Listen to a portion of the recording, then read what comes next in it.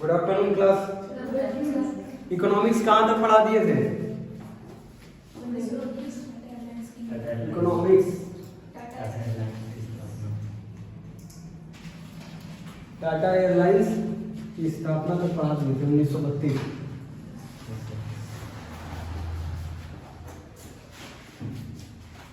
ये इकोनॉमिक्स पढ़ रहे हैं, लेकिन हम ज्यादातर पढ़ क्या रहे हैं इसमें? इंडियन इकोनॉमी पढ़ रहे हैं, भारतीय अर्थव्यवस्था पढ़ रहे हैं। तुमको सिलेबस में हमेशा इंडियन इकोनॉमी मिलेगा, इकोनॉमिक्स नहीं मिलेगा। ज्यादातर हमको क्या पढ़ना है? Indian economy. और डिफरेंस दोनों का बता दिए थे। इंडियन इकोनॉमी क्या होता है और इकोनॉमिक्स क्या होता है, दोनों बता दिए थे। कहाँ तक कराए थे? उद्योग करा रहे थे ना, उद्योग स्थापना करा रहे थे।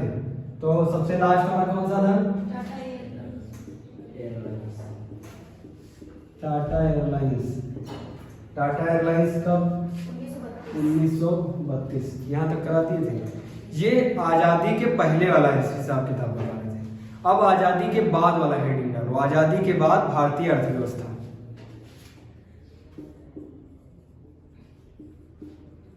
आजादी के बाद भारतीय अर्थव्यवस्था। डाले हेडिंग। जब भारत आजाद हुआ, कब आजाद हुआ? 15 अगस्त 1947 को आजाद हुआ। अब इसके पास अब एक एग्जांपल सुनना। मान लो तुम जेल में हो, जेल में मतलब तुम कैदी हो। इसी प्रकार कैदी कौन था? भारत कैदी था। अब जब तुम जेल से छूटोगे, जेल से मान लो छूटे, तो तुम कुछ हिसाब किताब बनाओगे। अब मतलब अब घर जाएंगे, अब ये सब मारपीट सब बंद, अब कमाई करेंगे और घर खरीदेंगे और शादियां कर लेंगे और ऐसे सब जो बनाओगे, इसको कहते हैं योजना। और जो ये सोचते हो, जो प्लान करते हो अपने दिमाग में, इसको क्या कहते हैं? योजना कहते हैं। इतना आया समझ में? भारत जब आजाद हुआ, या इधर आजाद हुआ 15 अगस्त 1947 को आजाद हुआ, तो इसके पास दो मतलब बहुत सारे विकल्प थे। पहले इसने संविधान बहुत जगह से देखा, पूरा संविधान अपना तैयार किया, और उसके बाद सरकार धीरे धीरे सरकार बैठी और सरकार चलना शुरू हुई। तो इनके पास अर्थव्यवस्था एक बताए थे। अर्थव्यवस्था के दो प्रकार थे, कौन कौन से? पूंजीवादी, समाजवादी। तो इसने मिश्रित अर्थव्यवस्था को अपनाया, ना पूंजीवादी को ना समाजवादी को, मिश्रित अर्थव्यवस्था अपनाई। अब इनका काम है कि कैसे भारत को आगे बढ़ाया जाए। अब क्या किया जाए जिससे भारत जो है समृद्ध हो, आत्मनिर्भर हो और आगे बढ़े, बढ़िया पूरी दुनिया को कॉम्पिटिट करे, पूरी दुनिया में अपना नाम बनाए। तो इसके लिए इनको क्या करना पड़ेगा? योजना बनानी पड़ेगी। योजना मतलब प्लानिंग, ठीक है। योजना आयोग 1950 में योजना आयोग की स्थापना की। योजना आयोग की स्थापना की। इसको कहते हैं प्लानिंग कमीशन इंग्लिश में। का 1950 में योजना आयोग में बहुत सारे मेंबरों को रखा है। इनसे कहा तुम ऐसी योजना बनाओ। अब भारत जो है क्या हो चुका है? स्वतंत्र हो चुका है। कुछ लोगों को इस आयोग में रखा और उनसे कहा ऐसी योजना बनाओ जिससे भारत आत्मनिर्भर बने, समृद्ध बने और समानता आए भारत में और समृद्धि हो। ऐसी योजना बनाने को बोला। किससे? योजना आयोग से। योजना आयोग का काम क्या होगा? योजना बनाना। अब फिर एक एग्जांपल तुमको बता रहे हैं। मान लो घर में 4 लोग, ये तुम्हारा घर है, घर में 4 लोग कमाने वाले हैं। 4 लोग कमाने वाले कमा के लाए 10-10 हजार सैलरी। कितने हो गए? 40,000। अब 40,000 हो गए। अब ऐसे करके 40-40 हजार रुपए, 4 लोग हैं, एक महीने की सैलरी है 10,000, 4 लोग कमा के लाए, कितना होगा? 40,000 रुपए। अब ये 40-40 करके तुम्हारे पास 1,00,000, 2,00,000, 3,00,000 रुपए हो गए। तो तुम योजना बनाओगे नहीं बनाओगे? योजना मतलब प्लान करोगे। चारों लोग बैठोगे, चारों लोग और जो घर के बड़े हैं मतलब पिताजी, दादाजी, सब लोग बैठोगे और कहोगे यार बहुत छोटा है ये घर, बहुत लोग रहते हैं। अब एक घर खरीद लिया जाए, समझ रहे हो, एक घर खरीद लिया जाए मतलब अपनी समृद्धि बनाने की, समृद्धि, ग्रोथ। इससे क्या होगा, दूसरा तीसरा चौथा घर खरीद लिए तो क्या कर रहे हो, अपनी लाइफ में ग्रोथ कर रहे हो। ग्रोथ समझ में आया, समृद्धि। और फिर कहोगे थोड़ा अपडेट कर दिया जाए, मतलब जो हम कमाते हैं, मतलब जैसे पैदल जाते हैं, का 10,000 की नौकरी है और मान लो जाते हैं टैक्सी टेम्पो से जाते हैं तो बहुत समय लग जाता है। अब वहां पे हम लोग एक गाड़ी खरीद लें, दोपहिया गाड़ी खरीद लें और चारों लोग एक ही पे बैठ के जाएं, और 4 लोग अलाउ है बैठना, मान लो चारों लोग एक पे बैठ के जाएंगे तो कितने रुपए का पड़ेगा तेल, सस्ता तेल है 100 रुपए में निपट जाएंगे, और 4 लोग किराया लगा के जाएंगे तो 400 रुपया होगा। ठीक है, तो ये नई टेक्नोलॉजी लाएंगे, नहीं लाएंगे, अपने जीवन में नई टेक्नोलॉजी लाएंगे। इसको कहते हैं आधुनिकीकरण, आधुनिकीकरण, मॉडर्नाइजेशन। अब ये धीरे धीरे मॉडर्न हो रहे नहीं हो रहे, जब पैसा आएगा तो इंसान ऑटोमेटिक मॉडर्न होने लगता है। ये जब तुम्हारे पास 1 लाख रुपए होगा तो सब फिर एडिडास का ही जूता पहनोगे, ये जूता बढ़िया तो डेली कपड़े बदलोगे, तो मॉडर्न अपने आप मॉडर्न होने लगता है इंसान। अब इनके पास पैसा आया तो इन्होंने घर खरीदा, ज्यादा घर खरीदा, बढ़िया 4-5 घर खरीद लिए, तो इसको क्या कहोगे, ग्रोथ कहोगे, नहीं कहोगे ग्रोथ। ग्रोथ को क्या कहते हैं, समृद्धि। क्लियर है। अब ये लोग 4 लोग कमाने जाते हैं तो ये कहेंगे बाबू बहुत खर्चा हो जाता है, किसमें, किराए में, इसलिए एक गाड़ियां खरीद लेते हैं, एक गाड़ी खरीदेंगे स्प्लेंडर। स्प्लेंडर की स्पेलिंग भूल गए क्या, यही है ना स्प्लेंडर, स्प्लेंडर खरीदे, एवरेज वाली गाड़ी, ये चारों लोग उसी पे बैठ के जा रहे हैं। अब बताओ, पहले किराया में लगता था 400 रुपया, 400 रुपया लगेगा 4 लोगों का, 100 रुपया किराया, 400 रुपया लगता था। स्प्लेंडर में कितना तेल भराएंगे, 100 रुपए, चारों लोग निपट आए 100 रुपए में। इसको कहते हैं अपनी जिंदगी में टेक्नोलॉजी लाना, अपनी जिंदगी में अपडेशन लाना, टेक्नोलॉजी लाना। तो इस टेक्नोलॉजी को कहेंगे आधुनिकीकरण। ये समझ में आ रहा है, समृद्धि आया समझ में और आधुनिकीकरण आया समझ में। अब होगा आत्मनिर्भरता। आत्मनिर्भरता मतलब पहले ये अपनी जो रोजमर्रा की जिंदगी में जो इनके खाने पीने का है सिस्टम, मान लो उनके घर से दूसरे के पड़ोसी के घर से, हम एग्जाम्पल समझ में आ रहा है, एग्जाम्पल समझ में आ रहा है जो एग्जाम्पल बता रहे हैं, दूसरे के घर से ये आटा मांग के लाते थे और तब रोटी बनाते थे घर में। ए मान लो ये ए है, ए बी के वहां से आटा मांग के लाता है और तब खाता है। लेकिन ये अगर कमाने लगे, है ना, कमाने लगे तो बताइए आटा मांगने जाएगा, नहीं जाएगा, तो ये खुद ही आटा लाएगा, मतलब ये क्या बनेगा, आत्मनिर्भर। अभी भी सुनते हो आत्मनिर्भर भारत सॉन्ग बने, ठीक है, आत्मनिर्भरता लाएगा नहीं लाएगा, ए बी के वहां से लाएगा, तो आत्मनिर्भर बनना चाहता है। आत्मनिर्भरता समझ में। यही बातें किससे कही गई, प्लानिंग कमीशन से, कि बाबू तुम समृद्धि लाओ, ऐसी योजना बनाओ जिससे समृद्धि आए, विकास हो। समृद्धि विकास एक ही दूसरे के पहलू हैं, ठीक है। समृद्धि आए, आत्मनिर्भरता आए, और क्या हो, आधुनिकीकरण आए, और हमारे समाज में समानता है। समानता मतलब पैसा सबको मिले, मतलब सब अमीर बने, ये नहीं कि कोई बहुत गरीब है तो कोई बहुत ज्यादा अमीर है। ये किससे कहा गया, योजना आयोग से। योजना आयोग को कितने पॉइंट दिए गए, 4 पॉइंट दिए गए। पहला समृद्धि, दूसरा आधुनिकीकरण, तीसरा आत्मनिर्भरता, चौथा समानता। समृद्धि का मतलब बताओ,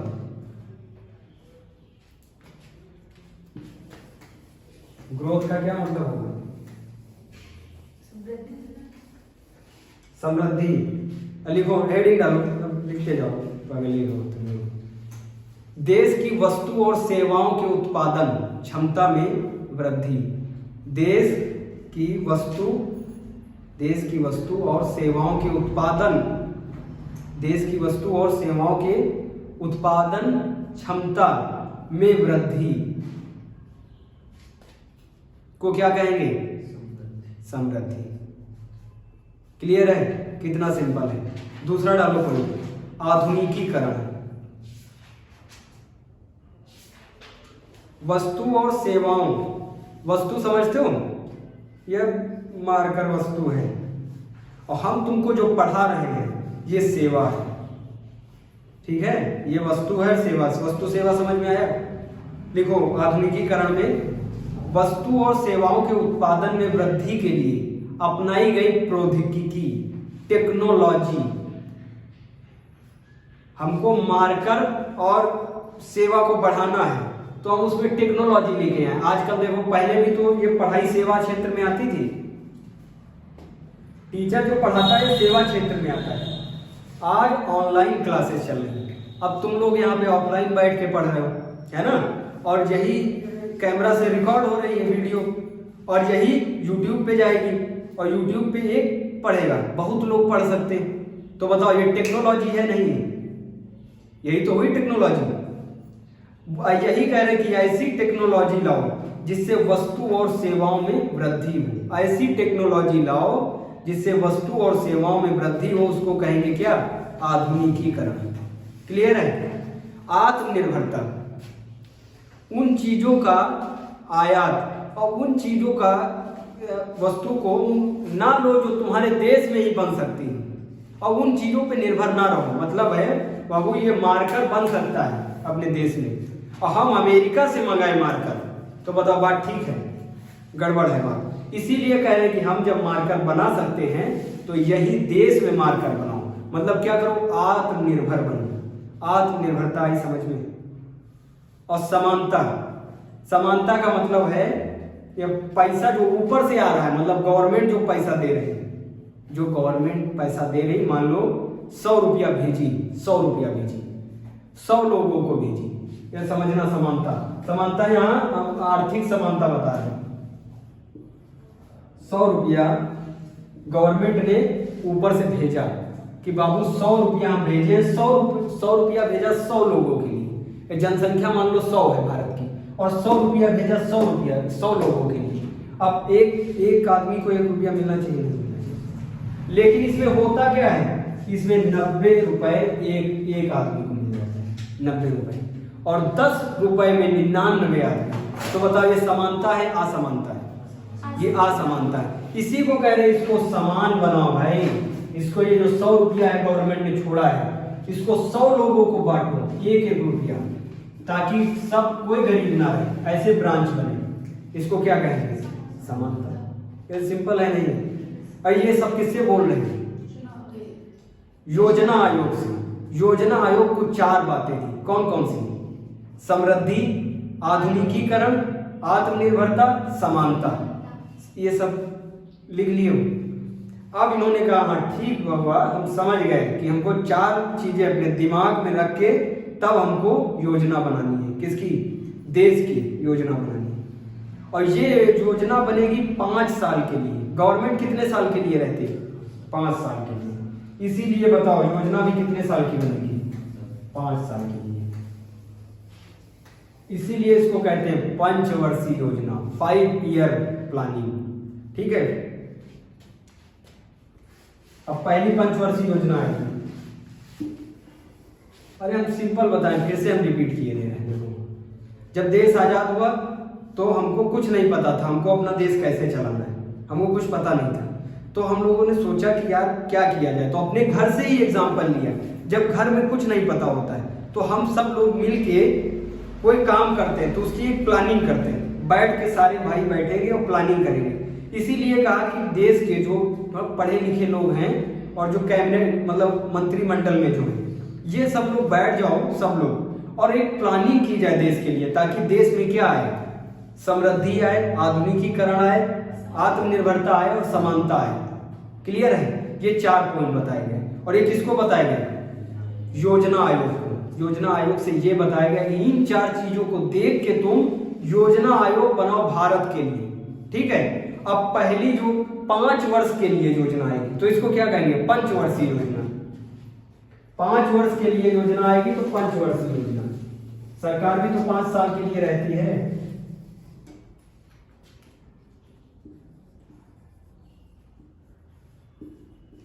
पंचवर्षीय योजना।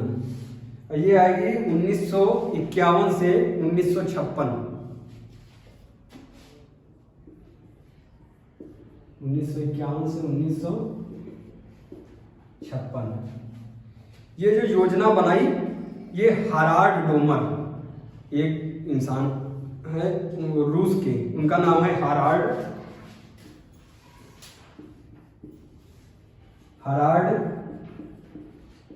डोमर। इस योजना को, ये प्रथम योजना है, पहली पंचवर्षीय योजना। पहली पंचवर्षीय योजना डेट 1951 से 1956, ठीक है। ये किसके मॉडल पे बनाई गई? हाराड डोमर मॉडल पे बनाई गई। क्लियर है? पहली पंचवर्षीय योजना की डेट 1951 से 1956। हाराड डोमर साहब को देखते हुए उनके जो वो हैं नियम, उनको देखते हुए ये योजना बनाई गई। इस योजना में सबसे मतलब जो प्राथमिकता लिखनी।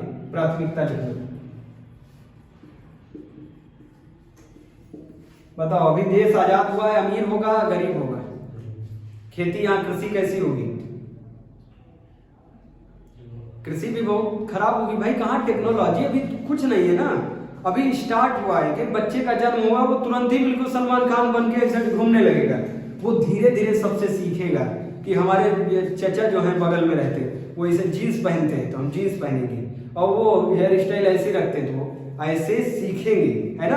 अब ये दुनिया से सीख रहे हैं। भारत जो है, अभी भारत का जन्म हुआ है, आजाद हुआ है ना, अभी जन्म हुआ, तो दुनिया से सीख रहा है। पहले सबसे पहले किससे सीखना शुरू किया? हाराड डोमर। कहाँ के हैं? रसिया के। इनके मॉडल को अपनाया किसने? भारत ने। सबसे पहले इसने प्राथमिकता दी कृषि को, प्राथमिकता दी। इस कृषि को सुनना, प्राथमिकता कैसे दी? देश आजादी से पहले जमींदारों का सिस्टम चलता था। एक जमींदार के पास 1000 बीघा, 2000 बीघा, 10,000 बीघा जमीन होती थी, और 1000 लोगों के पास, समझो, एक इंसान के पास जिसका नाम है जमींदार, उसके पास 1000 बीघा जमीन है, और 1000 लोगों के पास 1 भी बीघा जमीन नहीं है। समझना, एक जमींदार के पास 1000 बीघा जमीन, और 1000 लोगों के पास 1 भी बीघा जमीन नहीं। उनको क्या कहते थे? भूमिगत, या मतलब जिनके पास भूमि ही नहीं है, वो भी कृषक थे। अब उनके पास कोई जुगाड़ नहीं है अपना जीवन चलाने के लिए, तो वो इनके वहां काम करते थे। किसके वहां? जमींदारों के वहां। और जमींदार इनको बहुत सूदते थे, इनसे कहते थे इतना हमको चाहिए, अब कैसे भी करके तुम इतना गेहूं उगाओ। तो बताओ, ये सब सिस्टम गलत है? नहीं, इसको बदला जाएगा। जब देश आजाद हो गया तो सबसे पहले किसको टारगेट किया गया? जमींदार को। जमींदार के लिए लाया गया हदबंदी। देखो इसके नाम में ही हद, तो कोई लड़ जाए तुमसे, कहोगे साला तू हद में रहो, कहोगे नहीं कहोगे? इसीलिए इसको देखो नाम दिया गया हदबंदी। जो बांधे हो खेत जितना बड़ा है, उसको हद में बांधो, उसको क्या कहते हैं? हदबंदी। इनसे कहा कि बबुआ 200 बीघा, कुछ भी हुई डाटा, अलग अलग राज्यों में अलग अलग डाटा, 200 बीघे जमीन इंसान रख सकता है। एक इंसान कितने बीघे जमीन? 200। अब कोई इसमें इंसान है जिसका 10,000 बीघा जमीन है। अब बताओ इसका क्या होगा? इसका क्या होगा? ये जो फंसा इसके 10,000 बीघा वाला, और सरकार कौन सा नियम ला गई? हदबंदी। हदबंदी का मतलब हद में रह के खेत को बांधो। खेत को बांधो मतलब, समझ रहे हो, अपनी एरिया को 200 बीघे तक कवर कर सकते हो बस। 200 से 201 बीघा हो गया, तो 1 बीघा वो कहाँ चला जाएगा? सरकार के पास। और वो जो सरकार के पास जाएगी जमीन, वो सरकार नहीं लेगी जमीन, वो उनको जमीन देगी जिनके पास जमीन नहीं है। क्लियर है? हदबंदी समझ में आ रहा? हदबंदी में कहा गया ये जो जमींदार है, इनके पास ज्यादा जमीन है, बहुत बड़ी बड़ी खेती है, इनसे कहा गया कितना तुमको लेना है? 200 बीघा जमीन तुम रखो, लेकिन 200 से ज्यादा अगर हो गई तो किसके खाते में जाएगी? सरकार। और ये सरकार किसको बांटेगी जमीन? जिसके पास नहीं है। आ रहा हदबंदी एकदम समझ में डालो। पहला जो है किस पे प्राथमिकता डालो, ये प्राथमिकता कृषि। कृषि व्यवस्था सुधार के लिए, कृषि व्यवस्था सुधार के लिए सरकार लाई भू सुधार अधिनियम। भू सुधार अधिनियम। देश की अधिकांश भूमि जमींदारों के पास थी। देश की अधिकांश भूमि जमींदारों के पास थी, जिसके लिए सरकार लाई हदबंदी। देखो कितना सिंपल है, सरकार लाई हदबंदी। और इस हदबंदी में कह रही है किसी की नहीं मानेंगे, ये तुम सब हद में रहो नहीं तो हम तुमको फरिया देंगे। कौन कह रहा है? सरकार।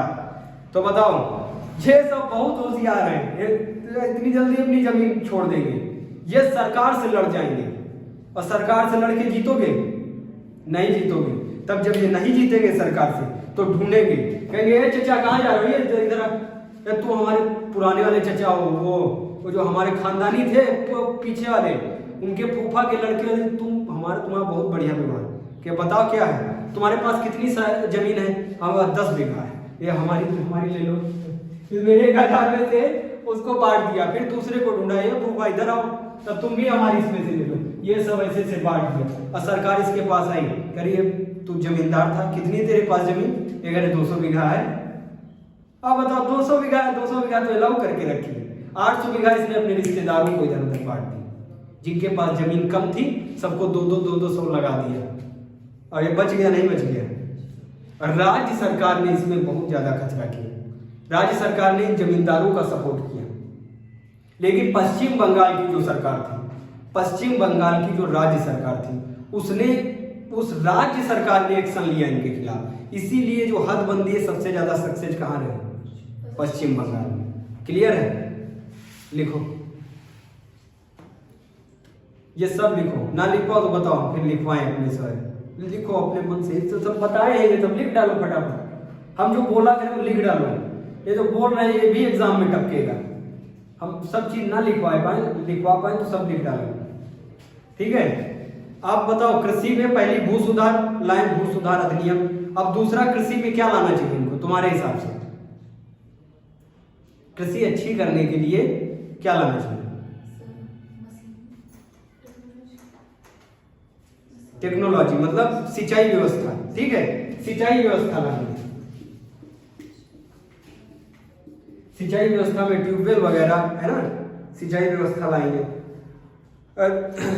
सिंचाई व्यवस्था में ये वो बनाएंगे परियोजना। मतलब उस टाइम पे समरसेबुल और ट्यूबवेल वगैरह कहाँ इतना चलते होंगे? उस टाइम पे चलते होंगे? नहीं चलते थे। इसीलिए उस टाइम पे तुमने सुना होगा अपने गाँव में कि नहर कट गई, नहर को काट के पानी हम अपने खेत में भरते हैं। सुना है? नहीं सुना? आज बहुत ज्यादा टेक्नोलॉजी आगे बढ़ गई है, तो सब क्या चल रहा है इस टाइम? समरसेबुल टॉप पे चल रहा है। समरसेबुल सब ठुकवा देते हैं और उससे चला रहे हैं, सोलर पैनल से, है ना। लेकिन अभी क्या डेट चल रही है? 1951 से 56 की डेट चल रही है। उस टाइम पे इतना ज्यादा अपडेट था लोगों का, ना इतना पैसा था ना इतना दिमाग। और जब पैसा होगा तभी दिमाग चलता है, और जब पैसा नहीं, भुंद बन के बैठल तो क्या करें? बैठे हैं उसके सहारे, भगवान के सहारे। बरस जाएगा तो होगा धान, नहीं बरसेगा तो नहीं होगा। आज भी जो है अधिकांश जो भूमि है अपने भारत की वो भगवान के सहारे, जो कृषि है अधिकांश कृषि वो भगवान के सहारे। इसीलिए अपने भारत की कृषि को जुआ कहा जाता है, मानसून का जुआ कहा जाता है। जब मानसून सोचेगा तो वो बारिश करेगा, तभी सब सिस्टम सही होगा। अगर वो नहीं, भगवान नहीं सोचा तो कभी कभी तो गड़बड़ हो जाता है। जहाँ पे बारिश होनी चाहिए वहां पे नहीं होती, और जहाँ पे बारिश नहीं होनी चाहिए, जब कटने वाला होता है तब बारिश हो जाती है, गड़बड़ा जाता नहीं, गड़बड़ा जाता है। अब ये क्या लाएंगे? सिंचाई व्यवस्था। सिंचाई व्यवस्था में ये समरसेबुल दे सकते हैं और ये ट्यूबवेल वगैरह दे सकते हैं। इसीलिए क्या करेंगे, जहां से नदी निकली वहीं से नदी को क्या करेंगे? बांध बना देंगे, और उसको कहेंगे परियोजना। और बांध बना देंगे, बांध को इधर उधर सब नहर से कनेक्ट कर देंगे, काट पीट देंगे, और सबके खेतों में अलग अलग जैसे खाई जैसी जाती है, और उसी से ऐसे छेद करके पानी निकाल लेते हैं। उसको क्या कहेंगे? परियोजना। पहली परियोजना दामोदर घाटी परियोजना, दामोदर घाटी परियोजना।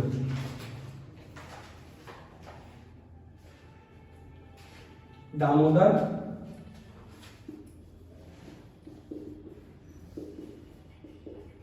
दामोदर घाटी परियोजना, ये कहाँ लाई गई? पश्चिम बंगाल, पश्चिम बंगाल में दामोदर घाटी परियोजना पश्चिम बंगाल। भाखरा नागल परियोजना कहाँ लाई गई? पंजाब में। भाखरा नागल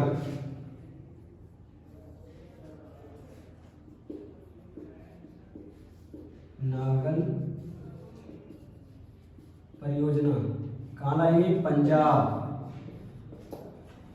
पंजाब में लाई गई। क्लियर है?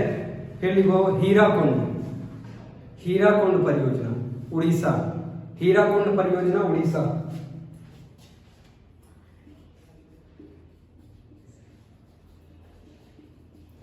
हीराकुंड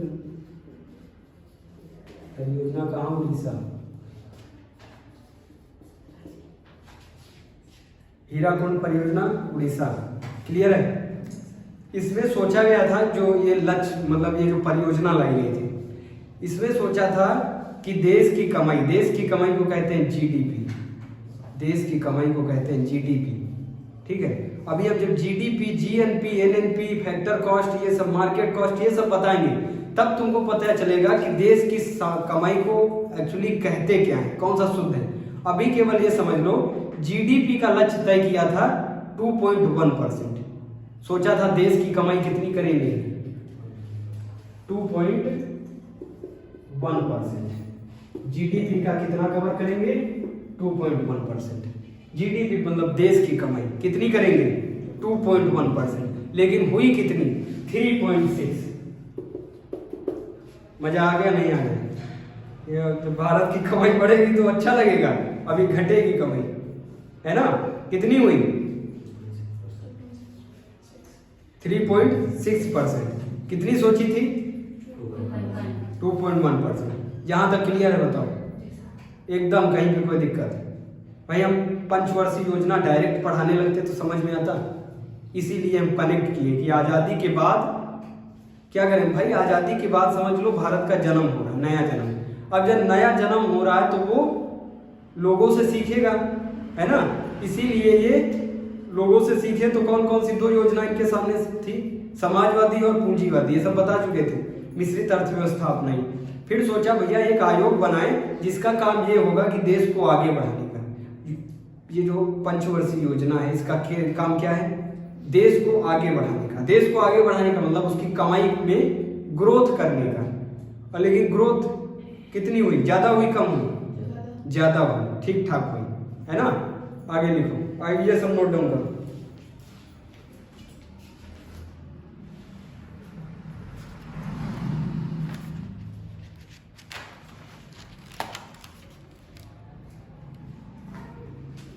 नोट डाउन किए? इसके बाद दूसरी योजना कौन सी आएगी? अब उसको ऐसे कर दो, दूसरी पंचवर्षीय योजना। उसमें सोचना क्या है भाई? पहली पंचवर्षीय योजना थी, अब इसमें दूसरी पंचवर्षीय योजना। बस वही डेट 5 साल आगे बढ़ा दो, बताओ कितना होगा?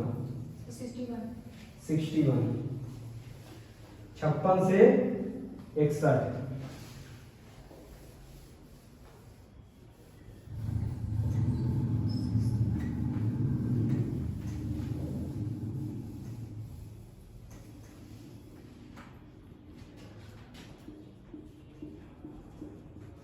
दूसरी पंचवर्षीय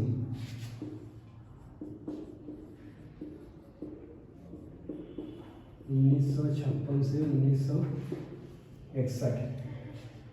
अब बताओ तुम सबसे पहले मतलब जब कुछ कमाई उमाई करोगे तो सबसे पहले मेन टारगेट क्या होगा कि भैया पेट भरे मतलब कृषि पे फोकस किया। पहला किस पे किया? कृषि पे फोकस। अब जब पेट भरने का काम हो गया, कृषि का इंतजाम सेट कर दिया, हाथ बंदी लाके ठीक ठाक कृषि का मामला सेट कर दिया, तो आगे फिर क्या सोचोगे? हम तुमको बता दें, ये वाला जो कृषि है, ऐसे रफ अभी याद कर लो। अभी हम एकदम पढ़ाएंगे primary sector, secondary sector, tertiary sector. और प्राइमरी में कौन कौन से आते हैं, सेकेंडरी में, टर्सरी में। अभी रफ एकदम बता रहे ताकि याद रहे, ठीक है? प्राइमरी में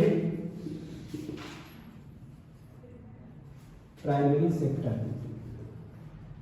प्राइमरी सेक्टर में आते हैं जो भगवान ने दिया है, जो भगवान ने दिया, मतलब बताओ मूली और ये सब, मूली प्याज और गेहूं ये सब भगवान द्वारा दिए गए और उसको उसी रूप में तुम ले लिए। भगवान ने जैसा बनाया उसको उसी रूप में ले लिए और तो उसको किस में रखोगे? प्राइमरी सेक्टर में। कोई दिक्कत? और कितना सिंपल है कि प्राइमरी सेक्टर में भैया जो भगवान द्वारा दिया गया, भगवान द्वारा कृषि दी गई, या तुम उसमें पेच वेच कस के क्या गेहूं बनाते हो क्या? और वो तो भगवान सब सनलाइट सब पानी वानी सब भगवान का सिस्टम है। अब तो बताओ ग्रोथ एंड डेवलपमेंट भगवान ने, देखो सिंपल है, भगवान ने दिया और मैंने उसी रूप में लिया। भगवान ने दिया और मैंने उसी रूप में लिया, तो क्या हुआ? प्राइमरी सेक्टर, प्राथमिक क्षेत्र। अब देखो, और इसी का मॉडिफिकेशन, भगवान ने जो दिया उसको हमने थोड़ा बदल दिया, भगवान ने जो दिया उसको हमने बदल दिया, तो क्या होगा? सेकेंडरी। सेकेंडरी हुआ। देखो कितना सिंपल, भगवान ने दिया गेहूं और हम गेहूं को बना दिए ब्रेड, तो ब्रेड बताओ सेकेंडरी हो गया भाई। जिस चीज में या तो तुम हाथ लगा के उसको बदलो या फिर मशीन हाथ लगा के उसको बदले, या तो तुम उसको बदलो या फिर मशीन उसको बदले, तो बताओ क्या हो जाएगा? सेकेंडरी हो जाएगा। भैया भगवान दिए हमको गेहूं,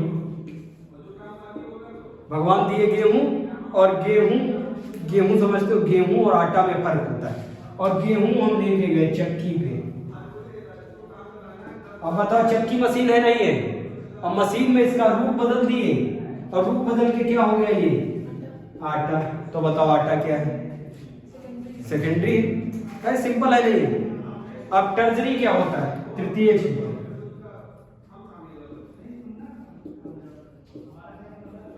तृतीय क्षेत्र क्या होगा? तृतीय क्षेत्रक है, भगवान वाला निपटा दिया, भगवान ने दिया उसी रूप में लिया, तो प्राइमरी।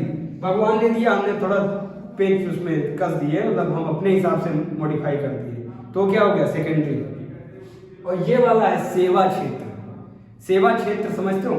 बैंकिंग, जिसमें ना भगवान ने दिया और ना हमने कुछ उसमें सिस्टम बदला है, हम केवल उसका सेवा कर रहे हैं। अब देखो, ये भगवान ने दिया क्या? गेहूं, और हमने बनाया उसको आटा, ये आटा। अब आटा को हम लेके जाएंगे किससे? डाला वाला से लेके गए, छोटा हाथी लेके गए, तो बताओ ये जो लेके गए ये क्या हो गया? सेवा क्षेत्र। सेवा हुआ नहीं हुआ? हम तुमको पढ़ा रहे हैं, समझना, हम तुमको पढ़ा रहे हैं, इसमें तुम कुछ ऐसे पा रहे हो जैसे हम तुमको मार्कर दे दिए तो तुम मार्कर पा गए, लेकिन इसमें जो नॉलेज पा रहे हो तुम, नॉलेज वो किस में आएगा? सेवा क्षेत्र में। ये सेवा क्षेत्र है नहीं।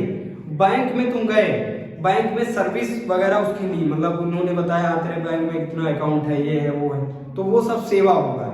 इतना आ रहा समझ में? प्राथमिक क्षेत्र, द्वितीयक क्षेत्र, तृतीयक में कौन सा आएगा? सेवा क्षेत्र। अभी हम इसको एकदम विस्तार में बताएंगे, ठीक है? फिलहाल के लिए इतना समझ लो। दूसरी पंचवर्षीय योजना,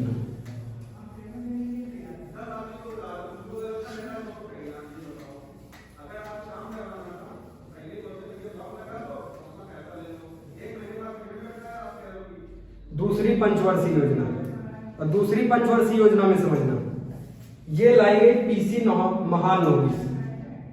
किसके द्वारा? पीसी महालनोबिस। अपने भारत के ये इकोनॉमी के बहुत बड़े ज्ञाता थे, इनका क्या नाम है? पीसी महालनोबिस। इसी को कहते हैं पीसी महालनोबिस मॉडल। इनके मॉडल पे लाई गई। दूसरी पंचवर्षीय योजना किसके मॉडल पे?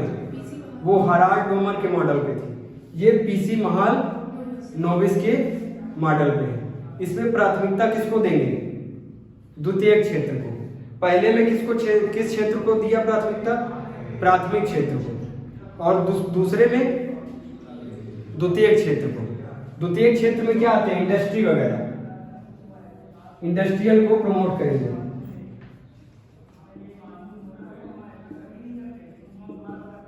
प्राथमिकता किसको दी?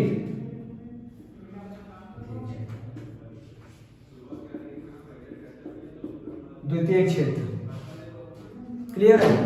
इसमें द्वितीय क्षेत्र को प्राथमिकता दी और रोजगार को बढ़ावा दिया। रोजगार, जब इंडस्ट्री आएगी, जब इंडस्ट्री, तो रोजगार आगे बढ़ेगा नहीं बढ़ेगा? ठीक है, और यहाँ तक क्लियर है? अभी इस टाइम हो गया है और कल से यहीं से पढ़ाएंगे, दूसरी पंचवर्षीय योजना से, दूसरी पंचवर्षीय योजना से स्टार्ट करेंगे। बताओ यहाँ तक एकदम क्लियर है? पंचवर्षीय योजना कैसे आई, क्या इसके मतलब क्या है, कैसे आएगी, और सब एकदम क्लियर है? कोई दिक्कत? ठीक है, नोट डाउन कर लो।